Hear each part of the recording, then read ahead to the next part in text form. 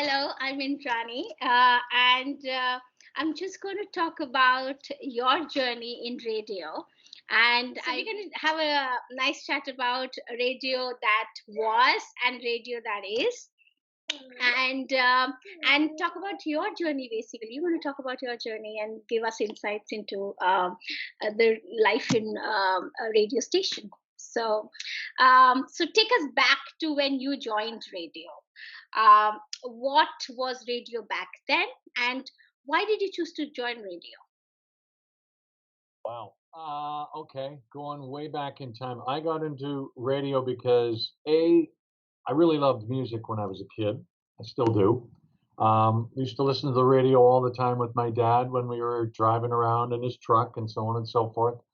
I took an aptitude test in high school, and it suggested that radio DJ was one of the career choices that I should think about looking into.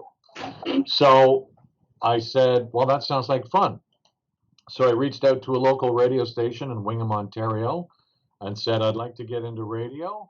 And if I work here as an operator, it'll better my chances to get accepted into college to take the radio course. And luckily enough, they said, sure, here's a job. So I started as an operator at CKNX in Wingham, FM 102. I did that for a summer and then applied to college, and I got in. I got accepted to college. It's a 2-year course. After the first year, we had a summer break. CKNX brought me back, this time as an announcer, where I was on air on the country radio station. So I spent the summer as an on-air DJ on AM 920, and then I went back to college for the second year. And because I had those skills of being on the radio, hi. I was that much further ahead because of my experience. So I graduated college and did well, won announcer of the year, and then took a job in Medicine Hat, Alberta. Did that for a couple of years. Went to Terrace, BC to do a morning show. All these things. I dabbled in acting, and I did a little bit of television on the side because the radio stations also own TV properties. And it just kind of went from there. Medicine Hat, Terrace, BC, Kelowna, BC, then to Toronto, and then to Calgary, and then back to Toronto, or back to Barrie, and I'm here now. So 33 years, I think it has been. I started when I was 16, and I'm 50 now. So my math is terrible. I don't think it's 33 years, but I'll let you, maybe that'd be 34 years. So yeah, that's how I got into where I'm doing now. And then uh, just had my whole life has been radio since I was 16. That's amazing. So, could you talk a bit about the radio?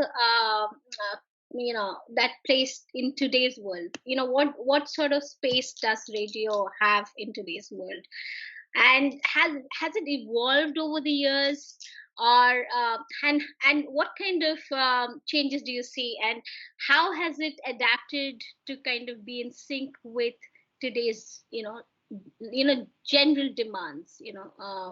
Okay. Well, there's a lot of questions there, so bear with me while I try to answer a few. I'll probably forget some of the questions. Yes, the first one is, could you talk about how radio has evolved to kind of be in sync? How radio has evolved. Well, when I started, we did. Well, it depends on the market that you're in. When I started in a small market, I was not just on air, I was a producer. I produced my own commercials, voiced my own commercials, and then I would also work in the music department, scheduling music for the radio station. I would also go to remotes and host remotes at a location. Say I'm at Leon's or whatever. I would broadcast live for 60 seconds, twice an hour from Leon's. I would set up my own remotes. Now, these are all small town things because I was in a small market. And then I would also go on air, and I would sometimes maybe help write commercials, promotional commercials for the radio station. So it was wearing a lot of hats in a smaller market. And I liked that because it really gave me a grasp of everything involved with a radio station, which really benefits me now in the position that I'm in. But as you get older and better suited in the industry, and as time passed, some of those positions became obsolete, or depending on where you were, you didn't have to do those things. I guess where I'm getting at, if you're an announcer in a major market, you're just an announcer in a major market. You're not setting up remotes. You're going to the remotes and broadcasting, but somebody else is setting it up for you. You're not writing promos unless that's part of your job title. So it's basically you had one job in a major market. However, it's kind of gone back again because the industry is shrinking professionally with the amount of people that are in it. So now, funny thing is, you can be an announcer, you can set up your own remote, you can write and produce commercials and imaging, which is everything that I'm doing right now. I do a lot of that stuff as is. So it's kind of, it evolved and then it went back. So the more skills that you have nowadays in this industry, the better off you are. So if you're an announcer, then hopefully you'd be good at video editing and shooting and writing and social media. That was not an issue back when I started. Social media came in early, mid 90s, late 90s. So yeah, you got to be savvy with social media as well, and do an on-air show. And then if you're in a smaller market, chances are you might be programming music as well, or you might be doing the morning show and programming the radio station. So it's kind of was here, and then it went back. So there's fewer people, more hats, more responsibility. It's a little bit more challenging, and you really gotta know your stuff and stick to it. Absolutely. Otherwise, you'll get swept away. So when you were answering and you said something like social media, which is quite big now, but when you started, social media wasn't that. It didn't have a place actually. So now, how do you deal with social media? Is it a boon, and how do you deal with trolls, especially? What was that last part? How do you deal with trolls? I'm sure everybody gets trolled. Yes. Yeah. And how do you deal with the negativity that comes with social media? I get it all. Being the program director of Boom, I am a manager of the social media channel. So I am constantly, every time I'm in, even outside of when I'm working, monitoring to make sure people aren't saying bad things about us or complaining about us. And if they are, I have to grab my fire extinguisher and get rid of that, or handle it as best as I can. A lot of the time, people will complain about something, or one of the announcers on the radio station, and other people that are fans and lovers of the radio station and or that personality will jump in and attack the troll. And then your work's done, they'll get berated, and then they'll cower away and delete their comment. So we would win. If they don't do that, if somebody's reaching out on Twitter or whatever, or Facebook, I have to be as gentle as possible because I am the brand ambassador.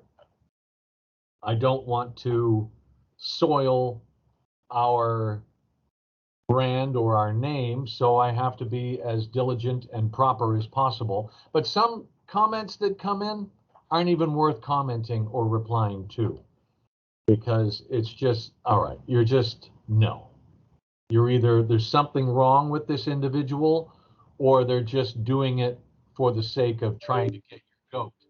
And if that's the case, you don't reply, or you try not to fall into that rabbit hole. Otherwise, and I have before, otherwise it'll just spin out of control. So the key is to answer them right away if it's a legitimate complaint or something, or invite them into a conversation over the phone. Wow, how new is that? I've noticed that once I've got a complaint about something and I say, hey, here's my phone number, here's my cell number, give me a ring. They either won't give me a ring and leave it at that, or they'll be so impressed that I replied right away. They'll go, holy cow, I didn't think I'd hear from anybody. That's awesome. Never mind. Thanks for getting back to me so fast. I appreciate that. Or they will call me and allow me to explain our situation or why it is the way it is, and then they'll appreciate it and be a fan forever. So I think the number one thing is, though, if it's worthy of replying to, you reply right away. If this person is clearly not all there, then don't bother. Or if it's a threat of some kind, you save it and you let the authorities deal with it. Absolutely. What you said resonated with me. So, COVID is a reality. So, how have you and your station sort of dealt with it? And well, when it first came out, when it first came out, we decided to give every on-air announcer that works for us a broadcasting kit, if you will, to take home, just in case they got sick or somebody at the station got sick and nobody was allowed in until we cleaned it up. So that was plan number one. We did have our morning show announcer, a member of his family got sick, but it wasn't with COVID, but it was flu, but we still didn't want to take the chance. So he broadcast from home for 3 weeks. And it certainly had its challenges. There were delays, there were hiccups, but gratefully, we're grateful, I guess, enough that the audience understood the situation and accepted the imperfections. And it kind of made it interesting. It's like when you're listening to a song on the radio and it skips. If it was being played on vinyl, you would perk up. You go, oh, wow, did you hear that? Or if somebody said something and they screwed up a word, they go, oh, did you hear what he just said? Oh, my God, that's hilarious. It's the same thing with imperfections in the broadcast. People would perk up and they go, oh, wow, did you hear that? Oh, that's interesting. Well, he's live. So that proves that he is live and mistakes happen. But I think it worked out well the way that was. So we had that backup. We made sure everybody took their temperature on their forehead with a thermometer that we have. You sign in, yeah, I'm okay. No, I'm not sick. Yes, here's my temperature. You go and you do your show. We have ample supply of wipes and disinfectants and stuff like that people will go in. You walk around the hallways, you wear a mask, you maintain social distancing. So it's working. And luckily enough, we've only had one announcer broadcast from home. We did have one announcer come down that did get COVID, and he just had some time off, and we covered him with another show. So, where there's workarounds, we just have to be prepared for it. Absolutely. And now, can you give us 3 of your favorite songs? Because it's a radio station, we can't leave you without knowing what your favorite songs are. And I'm sure there are too many. Well, there are a lot. Hard, but just from the top of your mind. Okay, well, automatically I go back to when I started in radio. I was very driven, still am, but whenever I took a new job in a radio station in another market, there were 2 songs that I would play as I drove into the city to start my job for the first time. And one of them was Big Time by Peter Gabriel. Big time, I'm on my way, I'm making it big time. And then Travis Tritt, I'm Gonna Be Somebody. Those are the 2 big songs for my career they were anthems, if you will. They were motivators. So those are on the list. But do I listen to them much anymore because I've been here now for 15 years in Toronto? They're great songs, but they're not my favorite songs anymore. So now I would have to say my favorite songs. One song in particular is called Spanish Moon by Little Feat.